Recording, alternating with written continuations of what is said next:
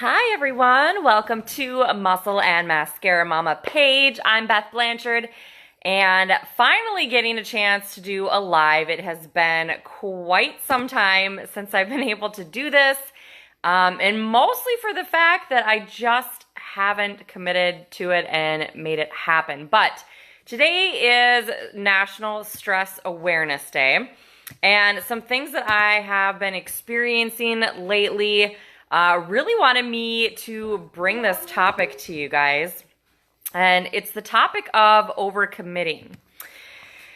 So I'm going to say I'm probably one of the biggest offenders. Mommy, Yes, honey. I love you. I love you too, honey. That's my son. Yeah, one of the biggest offenders when it comes to overcommitting, and it's really caused. Mommy, I want to get in a picture with you. Okay. It's really caused a lot of unnecessary stress in my life. Hi. And it, it's completely avoidable. And I've been trying to explore the reasons why I do this, reasons why I overcommit. So if you are someone that overcommits or are, stressed out by your schedule, please share this video. As it could help, someone else. I have my little sidekick with me. I'm your little sidekick. Yes. So it's Stress Awareness Day, and stress is simply having too much on your plate oftentimes. Okay. And Stay quiet. you be quiet. I'm Beth. I'm an overcommitter.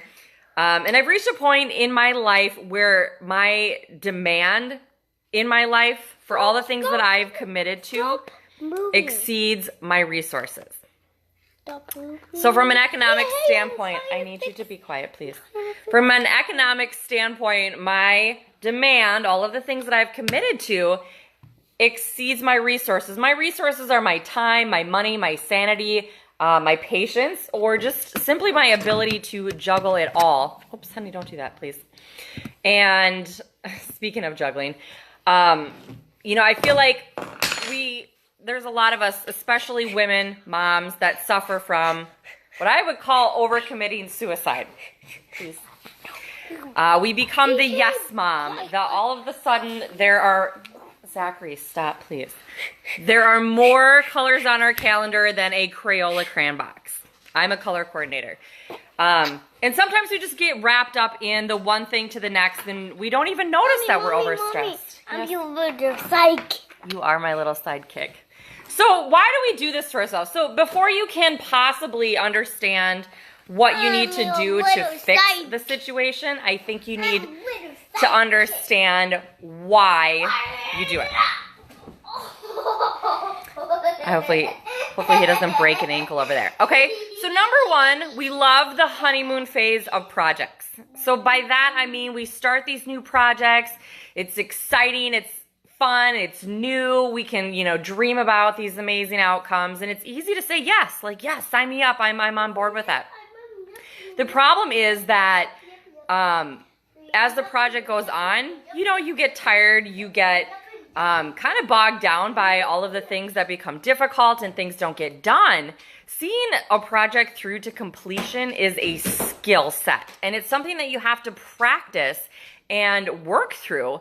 It's kind of like a marriage. So you got your honeymoon phase in marriage where everything's all like super fun and new and exciting, and then you sort of get bored with the day-to-day, or you get stressed by things like money and schedules and all these other things. You have to work through it like a marriage. And, for better or for worse. That's the hard part about that. And you have to fall in love with finishing the projects. You have to fall in love with that side of it, not starting them, but finishing them. And that's kind of where you reap what you sow. Number two reason why we do this to ourselves is you aren't doing enough already. And there is one particular word in there that I think makes a huge, huge impact, and it's the word enough. Something that I have been realizing is that I have somehow associated my level of importance with the number of things on my schedule. I mean by that somehow in my head, I'm more important, more accomplished, more something, whatever, if my schedule is full and I'm committing to all these projects, right? But it's like a trap that I built myself into, I look back at my week and I'm like, okay, what did I do this week? What did I accomplish? And then I think it's not enough. I had somehow thought maybe if I add some more stuff, then I will be more accomplished. And we get into this vicious cycle of throwing out the balance because we're just trying to get enough done, or what we classify as enough. Whatever it is, we always set the bar higher. We say, okay, well, I got this done, but I didn't. I can't tell you how many times that I see women use that response when somebody say, hey, that's a great job, or wow, I can't believe you all did that. And you're like, yeah, but I didn't do this. We don't own it for what we did and congratulate ourselves and celebrate that. We are automatically saying, oh, that's not enough. I should have done this. I should have made more time for this. I should have got this done. I make ridiculous lists for myself that I have no possible way of accomplishing. Yet, I still keep adding more to it. So you aren't doing enough already. Number one, we love the honeymoon phase of projects. And number two, we aren't doing enough already. Number three, you are afraid of success. Let that sink in for just a minute. It sounds ridiculous, right? Afraid of success. But think about it.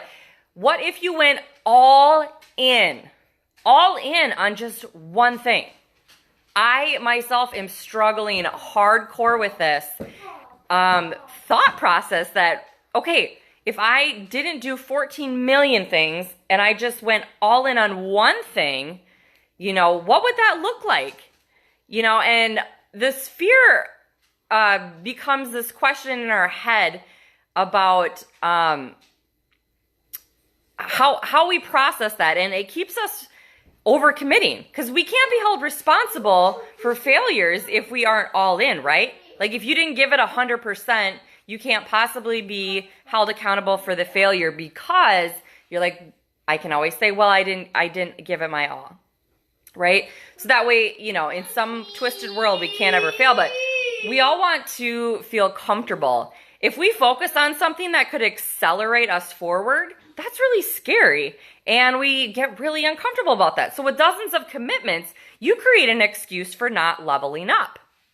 Okay? And I'm not going to name any specific commitments. I think everyone has a different level. But when we commit to all of these things, we're getting in the way of our own success. We can't do all things 100% and, do all things well, for lack of a better term. We're just not built that way. So, number one, we're in love with the honeymoon phase. Number two, you aren't doing enough already. And number three, you are afraid of success. Those are reasons that we get into this overcommittal suicide ring, okay? It's really hard to hear. And okay. And I'm probably one of the biggest offenders when it comes to overcommitting, for sure. But my journey through personal growth the last few weeks and months really has been helping me embrace my true reality, where I'm at with things, where my issues are. I often thrive under pressure. I always say if I wasn't for the last minute, I wouldn't get anything done because there's a lot to be said about, how I operate, and, some of that's just powering through when the going gets tough, right?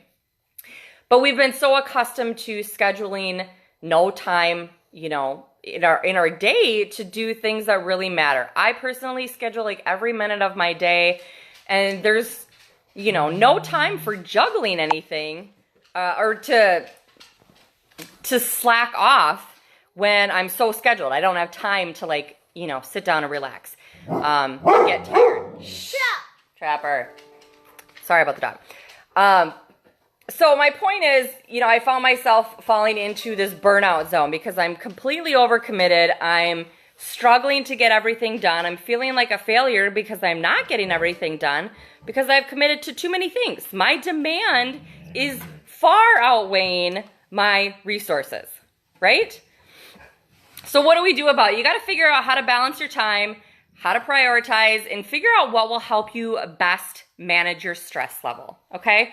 So here's how we fix this overcommitment cycle. And again, this is something that I'm still working on and trying to learn and practice and get better at. This is not something that just comes easily. You have to be mindful about how you approach this. Okay. So 1, set limits and stick to it. This is extremely hard for me because I will just take, yep, okay, got it. But I've constantly felt the need to like schedule every single minute of my day, and I make these lists that are just way too impossible. They're way too impossible. The lists that I have set for myself sometimes are ridiculous. And, you know, who can do 18 loads of laundry in a day? You know, it's like stuff like that I'd be writing down. But what I've started to do is time block, and that means, you know, based on my priorities and my commitments, okay? Now, this may sound really silly, but I have time blocked things like family time with no distractions, no cell phones, no whatever. I'm going to be 100% intentional and invested in the one thing that I'm doing at that time. So you can be a babysitter. Oh. It helps me set the expectation for myself and helps me to not feel guilty about doing other things. So when I say, okay, I have 1 hour of work, I'm going to go work for 1 hour, 100% focus, not other things, not kids, not anything else, 100% work, okay? I'm going to power through. But then I'm going to set that same expectation for the hour that I spend with my family. We're going to just do stuff together that doesn't involve work, doesn't involve checking email, doesn't involve phones, whatever it is. It's those kids. Yes. It also involves things like my me time, okay? This is my workout time. This is my commitment to myself. Sidekicks. And it involves sidekicks, yes. It can mean reading a book or working out or having a brunch with friends. And if anything else comes up, your response is simply that it won't fit in my schedule. If that's not part of my priority, I'm not going to overextend myself. And Trapper's your sidekick. And Trapper's my sidekick too. So set limits and stick to it. Give, you know, yourself those boundaries, or you will make excuses all the time. 2, say no and zip it. Women especially are notorious for over-explaining things. You know, except I guess when it comes to our kid, I'm like, no means no, and I don't have to explain my answer. But we don't owe anyone. No means no. No means no, right?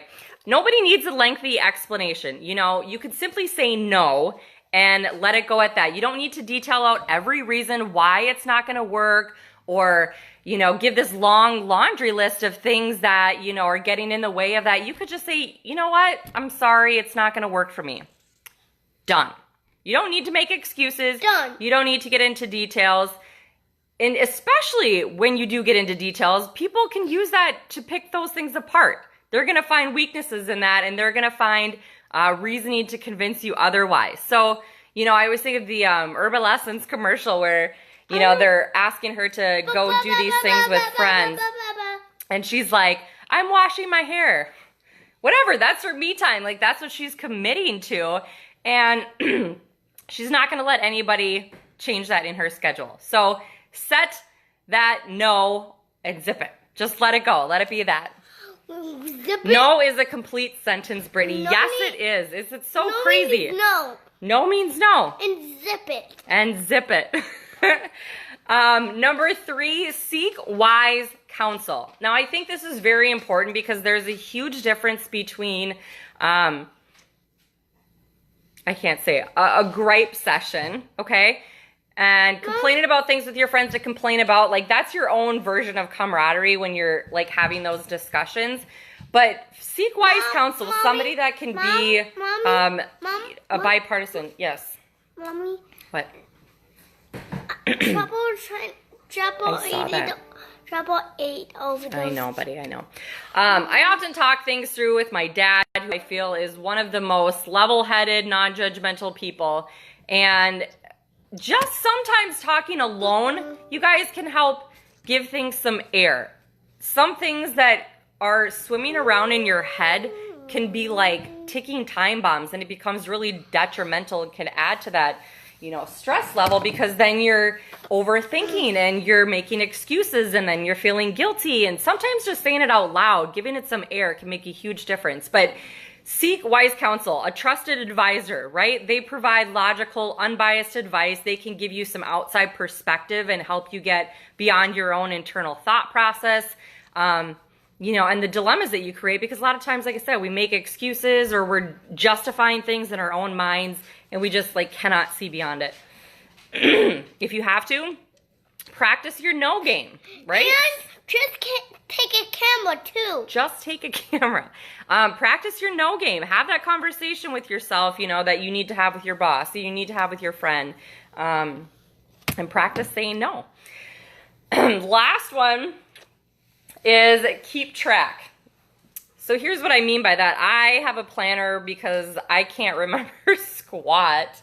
And it's super color coordinated. I have a planner pen. My kids' schedules, my schedule, they're all in different colors, right? It helps me stay organized. But I was watching the Rachel Hollis live, and she was talking about doing a, Mommy, I see, honey, a a planner review. Okay, so what she does is goes back through her planner and makes a list. Trapper. Makes a list of worked great and needs to go. So she's going back through and evaluating all of the things that she had put on her schedule, all of the things that she gave time to, and really is evaluating whether or not that was a good use of time. This blew me away when I heard that this morning, because I'm like, I write everything down. I'm like, bring snack for school, and here's, what I'm doing for my business today, and here's my workout, and I plan everything because it helps me stay focused, but it also, I plan ahead and overcommit myself to things, whereas I'm like, sure, I've got 5 minutes to spare, why not throw something in? So evaluate your planner, keep track of things that you're doing, and go back and take a good honest look and say, is this a good use of my time? Was that worth it to sign up to make 4 dozen cookies of every flavor? No, man, go to the store and buy that stuff and donate it and let it be that. But don't overcommit to things because of some sort of guilt that you feel or, precedence that you've set for yourself. I see, buddy. So here's how we fix this overcommittal cycle and hopefully reduce some stress. 1, set limits and stick to them. You need boundaries for yourself, for other people. They will violate all of these things if you let them. And so make sure to set good boundaries and stick to them. 2, say no and zip it. You don't need to explain to anybody why you can't bake 1,400 cookies, okay? I don't have the time. It doesn't fit into my schedule. I'm sorry. Whatever, short and sweet if you need to explain it, but just say, no thanks. You forgot to say shut your mouth too. I forgot to say shut your mouth. Yes, say no and shut your mouth. And shut your mouth. And shut your mouth. Seek wise counsel. Find somebody that you're not getting into a bitch session with, okay? That's not productive. Find someone that you can bounce an idea off of, weigh out some pros and cons, and really evaluate some of the decisions that you're making and maybe why you're saying you will commit to this or why it might not be a good idea. Lastly, keep track. Use that planner as a resource to go back and evaluate whether or not your commitments are worth the time and energy and the stress. We have so much unnecessary stress in our lives, and it's mostly self-inflicted. I'm saying that for myself too, but we put so much pressure on ourselves. We put so much expectation on ourselves. We overcommit like crazy, and then we're like, why am I so stressed out? Really evaluate and figure out what it is that you are committing to and why. If that doesn't align with your priorities, say my priorities are my family, my kids, my health, my business, right? If somebody's asking me to, do something that's outside of the things that I'm wanting to serve, I have to evaluate, why am I doing this? Am I saying yes just because they're asking? Am I saying yes because I feel guilty? Or am I saying yes because it aligns with one of those core values that I have? Just something to think about. Stress, so damaging, okay? Our body's response to stress is a physical one, and it's meant to help us, Mommy, I need help with this. okay, honey, keep ourselves safe and out of danger, right? It's the same thing with, you know, panic, fear, like it's all the same hormone, essentially. But it's, you know, our body's expression. Longer term, our bodies aren't meant to keep that perpetual cycle, okay? I have been dealing with like blood pressure issues for the past 6 to 8 months. And I think a lot of it has to do with, you know, my level of stress. What I'm not actualizing is what those contributors have been, right? I've just been like, yep, take it, yep. Shh. Hey, yes, I'm talking, please be quiet. We are like sponges. I am particularly understanding how much I have been taking on in the past 6 months without, you know, acknowledging it, without any help, without any realization of what I've been doing. I just keep adding it to my sponge. I just keep soaking it all up. And what it's doing is really created a lot of unnecessary stress. So I just challenge you to really pick apart your priorities, figure out what that balance looks like in your life, and find out what you're committing to and why. I just challenge you to figure that out. It's National Stress Awareness Day, and we are the biggest offenders of the overcommittal cycle. So next time somebody asks you to do something, see what I'm ignoring right here? Ask yourself why I feel the need to do this, and does this really serve me? Does this really fit into my schedule? Honestly. Okay, there's a difference between squeezing something in and actually serving a purpose in your schedule. So I appreciate you guys checking this out, and please share this video. Help a girlfriend out, man. You know that we're all, you know, in this boat together, and we all win when we all win. So I hope it's helpful for you guys, as this is something I am readily dealing with and trying to explore and get to the bottom of. It's craziness over here. So thank you guys for watching. Thank you guys for sharing. And we will talk to you next time.